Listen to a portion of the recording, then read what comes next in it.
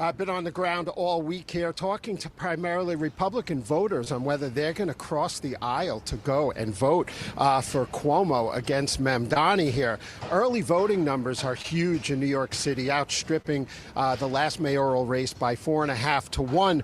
But early voting the neighborhoods that are leading early voting are Mamdani's, Astoria, Little Bangladesh up in Washington Heights, Upper West Side, the Upper East Side. Not a good indicator for the election today if you're a Cuomo or Sliwa supporter. Atlas Intel has it, who's the most accurate survey in 2020 and 2024 presidential elections, has Cuomo within striking distance, though. But there are key questions here.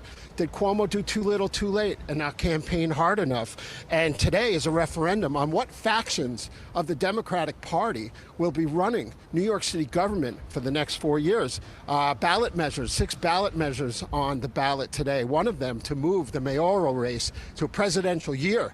Last year in the 2024 race in New York City, 60% showed up.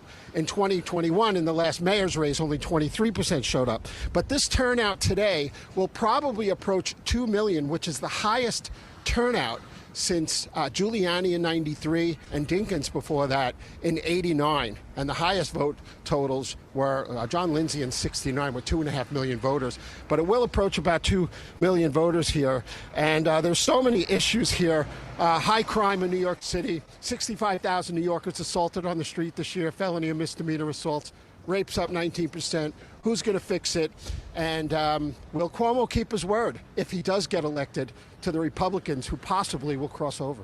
Yeah, so many questions here today, David. It does look like Mamdani is going to pull this out. And if you look at the polls, voting for Sliwa, if you're a Republican, is just throwing away your vote. The numbers just don't even make sense at this point. But looking to the future, Mamdani or Cuomo, that is going to be really, really tough for New Yorkers. The Republicans that I've been talking to in the city, they're saying that they just want to leave, that they're just going to get out. I mean, talk to us about the future of New York here, David. Does this mean that a lot of people are going to move to red states, move to red cities?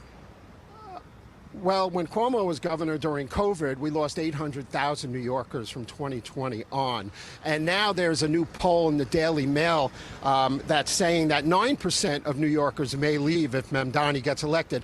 I don't think it's going to be that high, but it will be a continuation of the drive and the exodus out of New York State. New York State, for the last 8 years or so, leads the United States in emigration out of the state with about a 1% loss.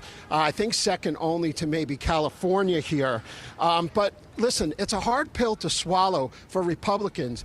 Sliwa got the endorsement of Elise Stefanik, who's running for governor. He got the endorsement of former Governor George Pataki. He got the endorsement from Rudy Giuliani and Congresswoman Nicole Malliotakis.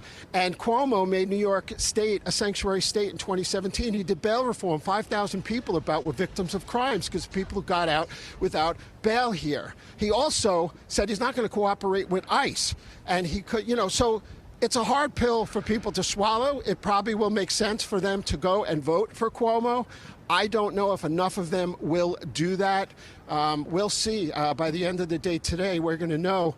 Probably wake up with Mamdani as mayor. If Cuomo does it, it would be an upset for the ages. Well, we will be eagerly awaiting those results and looking forward to your coverage throughout the day. David Zier, thank you so much for your time.